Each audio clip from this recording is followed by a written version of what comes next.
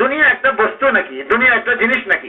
সমস্ত দুনিয়ার মালিক যদি কোনো ব্যক্তি হয়ে যায় আর সে যদি সিমেন্ট আর বালু দিয়া বিল্ডিং বানানো শুরু করে, আচ্ছা বলেন তো দেখি, এই লোকটা বিল্ডিং বানাইতে বানাইতে কি ওই চাঁদ পর্যন্ত যেতে পারবে? চাঁদ পর্যন্ত না, আকাশে যে মেঘ হয় এই মেঘ পর্যন্ত উঠতে পারবে? রাসূল কারীম সাল্লাল্লাহু আলাইহি ওয়াসাল্লাম খবর দিতেছেন, ও মিয়া কিসের বিল্ডিং বানাইতেছো?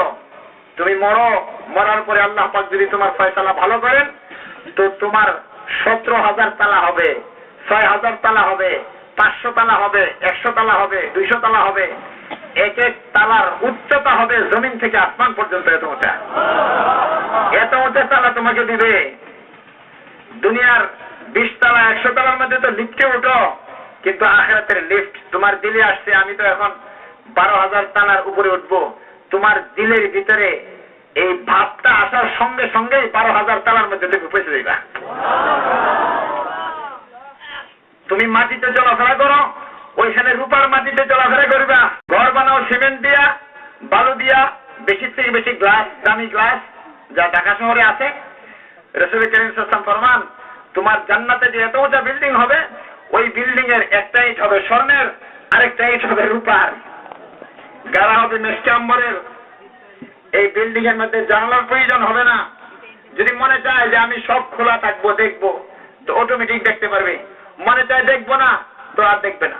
দুনিয়ার মধ্যে নহর খনন করো, পুকুর খনন করো, ওখান থেকে পানি তুমি আনো, কিন্তু জান্নাতের নহরগুলো বড় বড় রোডের মধ্যে চলতে থাকবে, জারি থাকবে।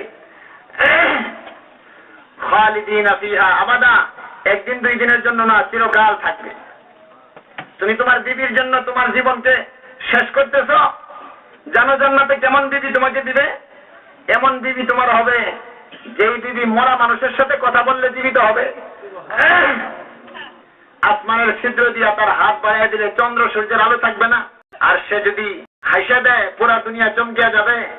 আর সে যদি তার পূর্ণার আঁচল আসমান দিয়ে বের করে, সমগ্র পৃথিবী মেশকে আম্বরে পরিণত হবে। সে যদি পানিতে থুতু দেয়, লবণাক্ত পানি মিষ্টি হয়ে যাবে। ওই বিবির আশা তোমার নাই, তুমি তোমার বিবির পিছে পড়ছো, আখিরাতকে নষ্ট করতেছো।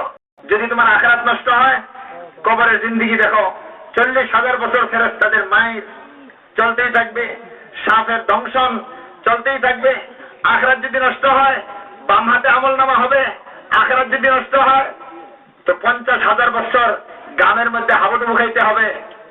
চিল্লাইবে আর বলবে, এই ফেরেশতারা, তোমাদের রবের কাছে বলিয়া হিসাবই শুরু করে দাও। আর সহ্য হয় না।